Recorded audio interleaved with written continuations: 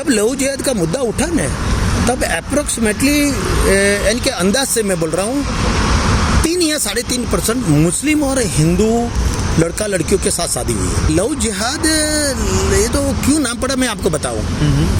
बात यह है कि 3-3.5% वो थे, लेकिन देश के अंदर 71% इंटरकास्ट मैरिज हुए हैं।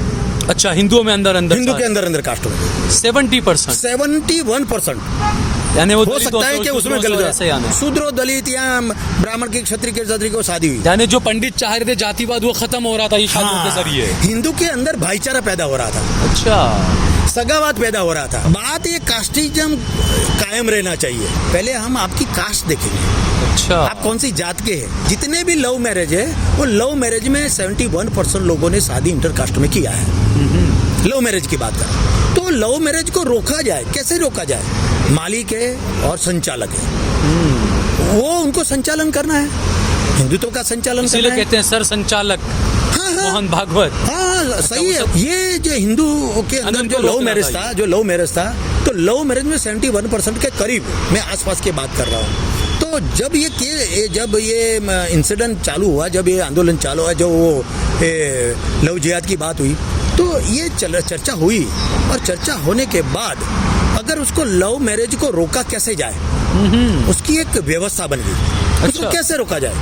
तो हिंदू के अंदर कास्ट मैरिज में कैसे? क्योंकि देखो कास्ट मैरिज हो जाएगा तो जातिवाद खत्म हो जाएगा, वर्ण व्यवस्था इनकी पूरी खत्म हो जाएगी। खत्म हो जाएगा तो संचालन नहीं कर पाएंगे ना, तो उनकी जो संस्था है वो खत्म हो जाएगी। तो वो संस्था एक कंपनी जैसा है।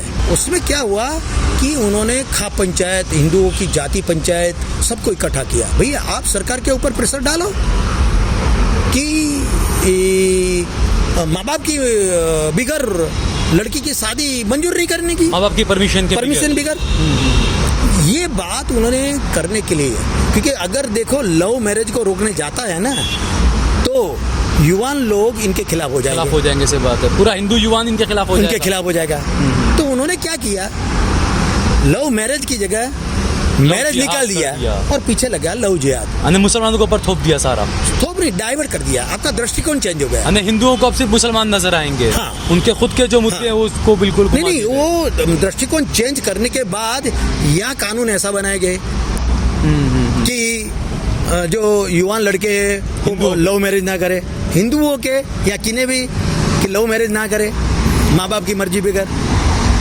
तो रोकने के लिए 70% हिंदुओं के उसके लिए, हाँ। ये 3% मुसलमानों को निशाना बना के और दिखाया गया हिंदुओं को, आपका मन वहाँ देखो आप, और पूरा मुद्दा उनका ध्यान वहाँ डाइवर्ट कर दिया। अच्छा। और नाम दिया लव जिहाद, सिर्फ अपनी वर्ण व्यवस्था को बचाने के लिए, बस, और कोई चीज नहीं है। ये वर्ण व्यवस्था को बचाने के लिए एक व्यवस्था है। जो पंडितों का जो काम रहता है आजकल कि किसी भी हिंदू को कुछ काम करना होता है तो वो सीधे पंडित जी के पास जाता है, मुहूर्त कौन सा है निकालिए। अभी राम मंदिर बना तो उसके लिए भी मुहूर्त कौन सा है निकालिए। तो ये जो मुहूर्त प्रथा, मुहूर्त सिस्टम, ये सब कहाँ से और कैसे, इसको कैसे देखते हैं आप? क्या आप मानते हैं ऐसा कोई बैड टाइम, गुड टाइम कुछ होता है हिंदुत्व के अंदर? देखो यही तो एक मैं उसको हिंदुत्व की माया जाल बोलता हूँ। अगर मुहूर्त में इतना दम होता, मुहूर्त जो था भगवान राम का, भगवान राम और सीता मैया की शादी का। अच्छा। तो शादी का मुहूर्त अच्छा देखा, अच्छा मुहूर्त देखकर उनको बोला कि भाई, उन्होंने ये भी बताया कि उनको जीवन में कोई भी दुख नहीं होगा, कोई तकलीफ नहीं आएगी, कोई यानी कि मुहूर्त कुंडली मिला के कहा था कि सारे 36 गुण भी मिल रहे हैं इनके, सारा बताया था। 36 गुण मिले और अच्छे उनको जीवन भी उनका सुखी हो जाएगा। अब देखने वाली बात है, जैसे ही शादी हुई और शादी के हुई तो भगवान राम को जाना पड़ा, वनवास जाना।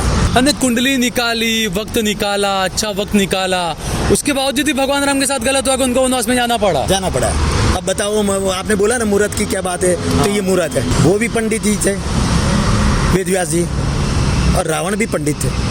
बिल्कुल, हाँ। अब राम को दुखी किसने किया? पंडित रावण ने।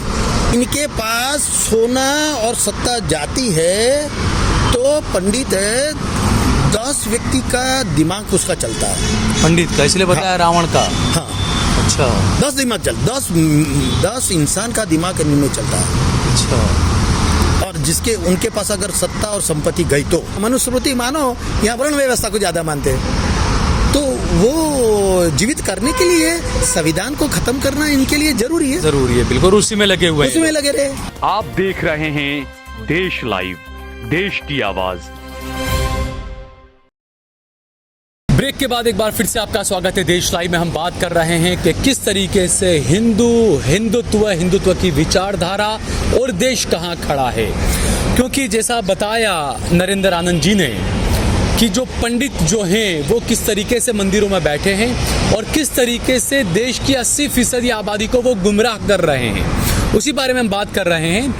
नरेंद्र जी, जैसे अपनों ने जो बात की ब्रेक से पहले, हम जो बात कर रहे थे पंडितों ने जो व्यवस्था बनाई, मंदिर की जो व्यवस्था थी, तो इस पर से मुझे याद आया कि जो पंडितों का जो काम रहता है आजकल कि किसी भी हिंदू को कुछ काम करना होता है तो वो सीधे पंडित जी के पास जाता है।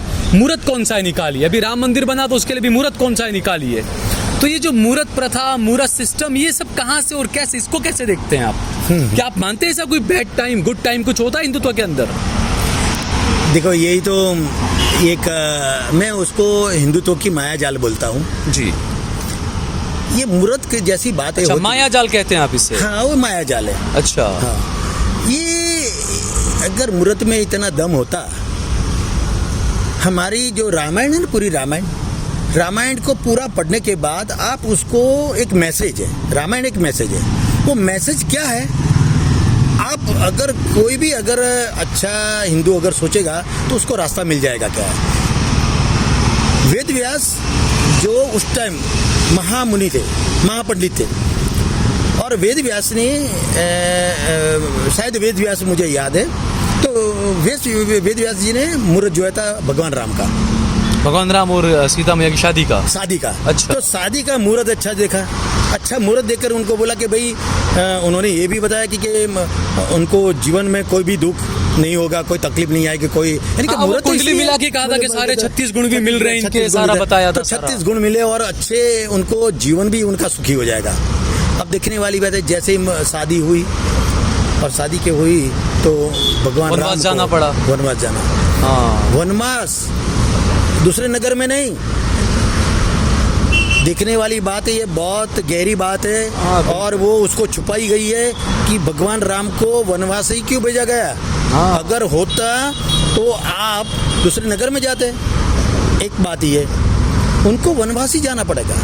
पूरे रामायण में आप देखोगे, एक भी राजा, उस टाइम महारथी बड़े बड़े राजा थे, धुरंधर राजा थे, महावीर राजा थे, एक भी राजा भगवान राम को मदद करने नहीं गया।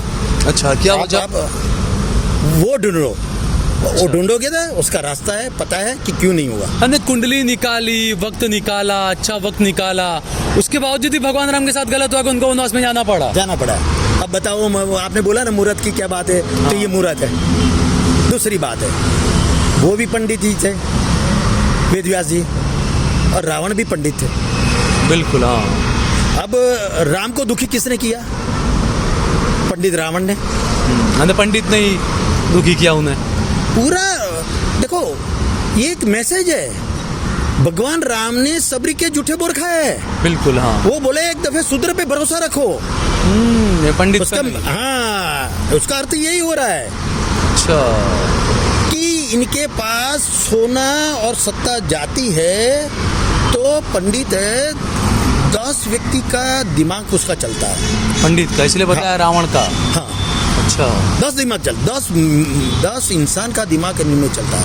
अच्छा। और जिसके उनके पास अगर सत्ता और संपत्ति गई तो नहीं, तो इसका मतलब क्या ये कि पंडितों का दिमाग चलता है 10 व्यक्तियों के बराबर, तो शूद्रों का नहीं चलता है, दलितों का नहीं चलता है? बिल्कुल।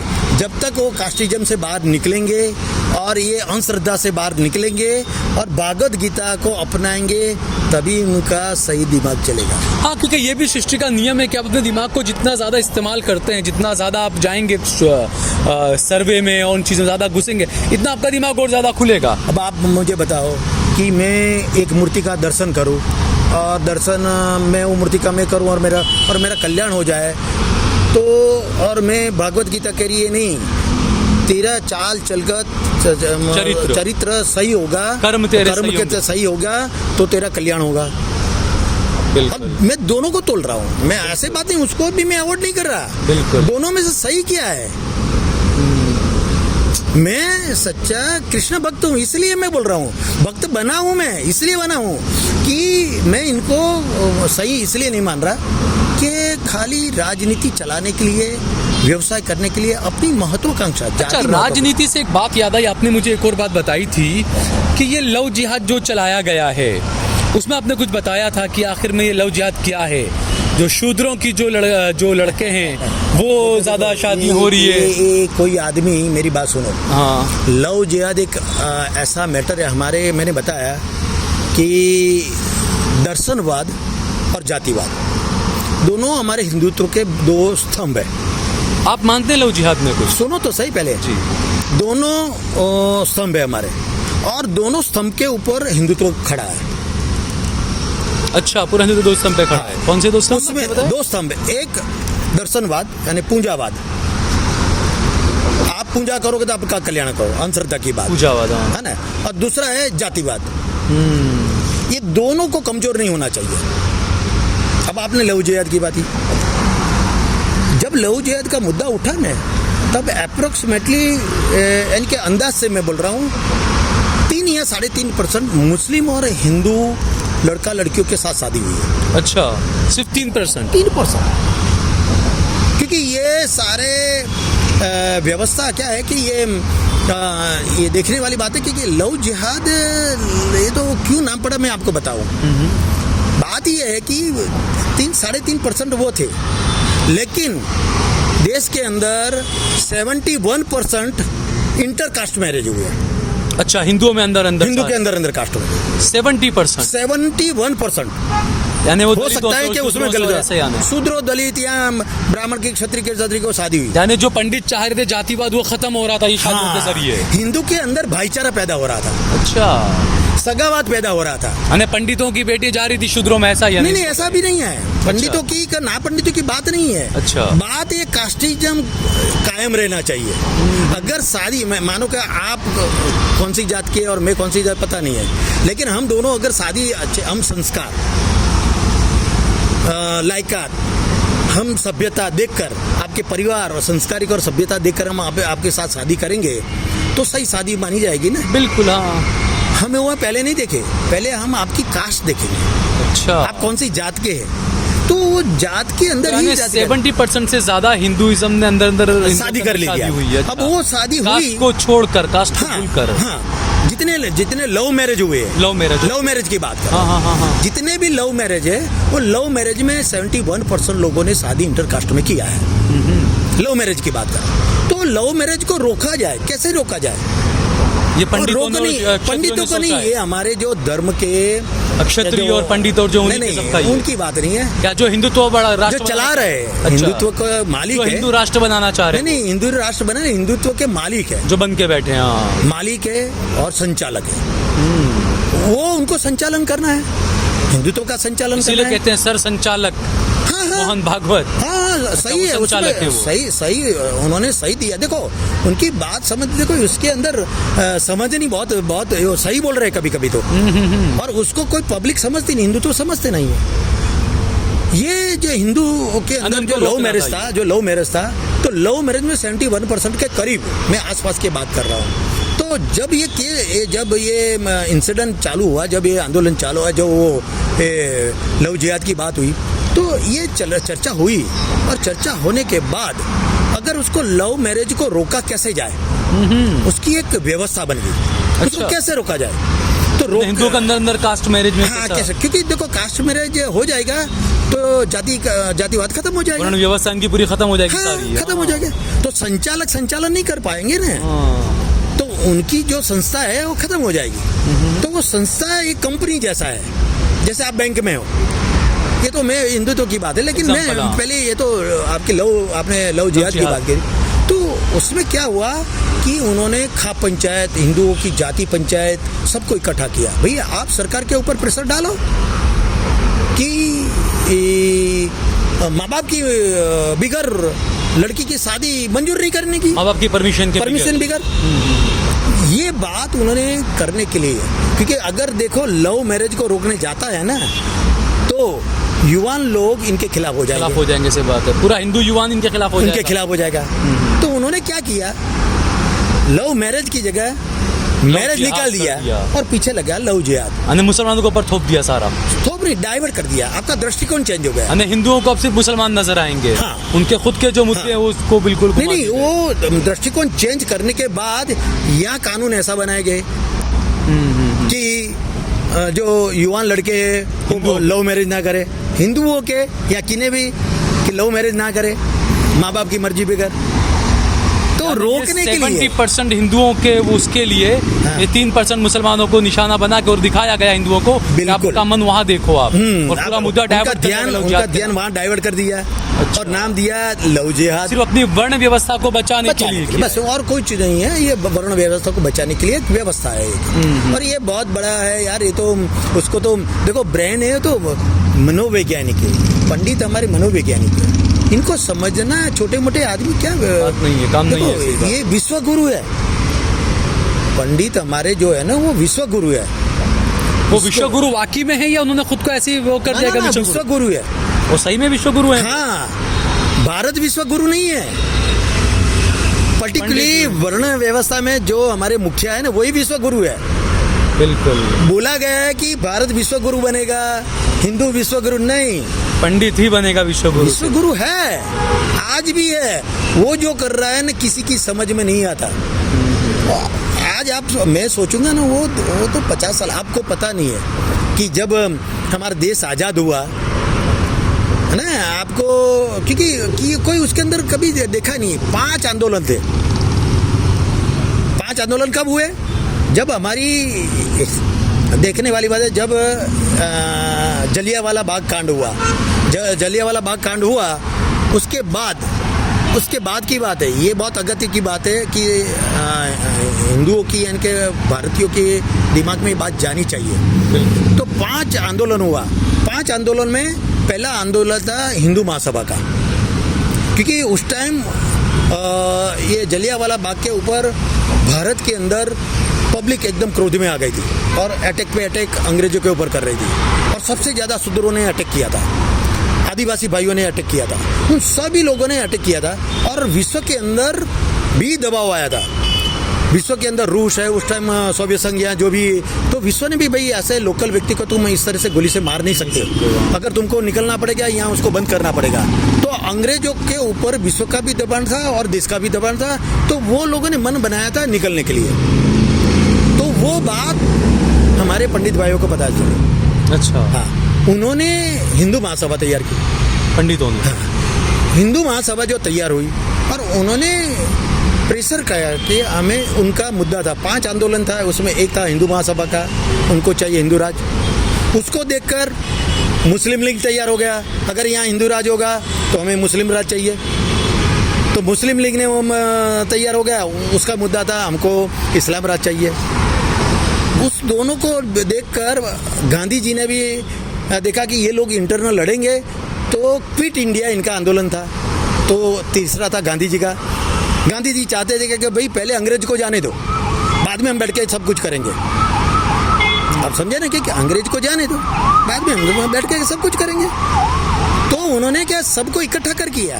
देखो 47 तक तो उनको बांध के रखा गांधी जी ने, इसलिए महात्मा बोलते हैं उसको, कि उन्होंने ऐसा काम किया, सारे जितने भी आंदोलन चलते थे पुराने, जो उन सबको इकट्ठा किया। ऐसे 5 तो मेन है, बाकी छोटे मोटे बहुत से आंदोलन चल रहे थे, उसी टाइम की बात है। हाँ, उस टाइम पे तो हाँ, बहुत मामला। उसके बीच में ये तीनों आंदोलन, दिनों 5 से, एक तो बाबा साहब का आंदोलन था और दूसरा था तुम खून दो मैं आज़ादी दूंगा, और वो सुभाष चंद्र बोस का था। ये 5 आंदोलन मुख्य थे, उनके उद्देश्य अलग अलग और उनकी मांग अलग अलग थी। तो उसमें बाबा साहब तैयार हो गए। बाबा साहब ने देखा यहाँ मुस्लिम राज मांगा जा रहा है, यहाँ कोई हिंदू राज मांगा रहा है, और हमारी सबसे ये आज़ादी दिला में सबसे योगदान मुस्लिम और शूद्रों का है। तो इनको तो क्या मिला, यहाँ अगर हिंदू राज रहेगा तो शूद्रों की तो बुरा हाल नहीं, मुस्लिम तो चला गया, मानो का उसको मिल गया, लेकिन हुआ का क्या। तो उन्होंने कोशिश किया, उन्होंने हिंदुओं को बोला कि देखो सबका योगदान है, अंग्रेजों को सामने लड़ने का सबका योगदान, सबको समानता होना। तो उन्होंने मांग रखी कि लोकतंत्र की, और लोकतंत्र के लिए उन्होंने सारी जहमत की। उसके बाद 1924 में ये आरएसएस की स्थापना हो गई और आरएसएस ने अपना एजेंडा तैयार कर दिया, अपना हिंदू राज के नियम अलग बना दिए। ये तो सबने पढ़ा है, सबने जानता है, सब कुछ है। तो उनकी व्यवस्था के लिए तैयारी उन्होंने बना के रखी थी। और इधर जिना ने पाकिस्तान मांग लिया। तो जिना ने जब पाकिस्तान मांगा तो बाबा साहब बोल रहे कि ये सब कुछ ये ले जाएंगे तो लोकल पब्लिक शूद्रों का क्या हाल होगा।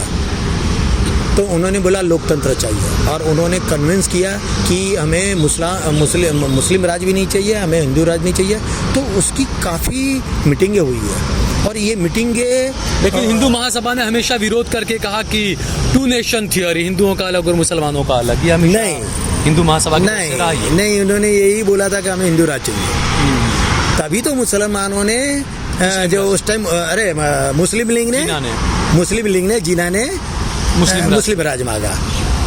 उसके बीच में बाबा साहब ने मांगा कि मुझे लोकतंत्र चाहिए और यहाँ आदमी जाति से नहीं, यहाँ कर्म से मान होना चाहिए, यहाँ लायकात से मान होना चाहिए, यहाँ काबिलियत से मान होना चाहिए।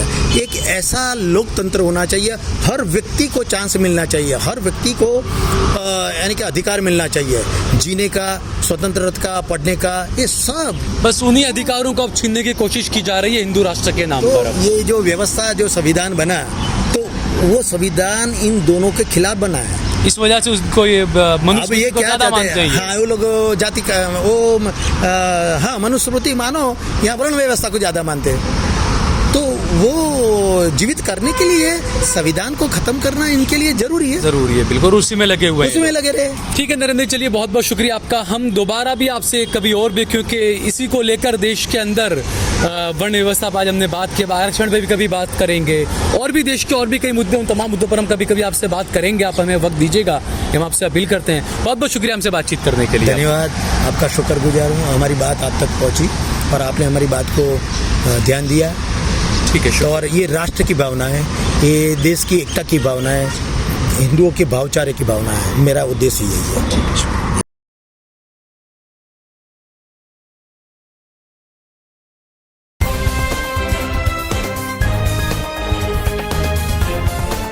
देश और दुनिया की तमाम छोटी और बड़ी खबरों के लिए हमारे चैनल को सब्सक्राइब करना न भूलें और बेल का बटन जरूर दबाएं।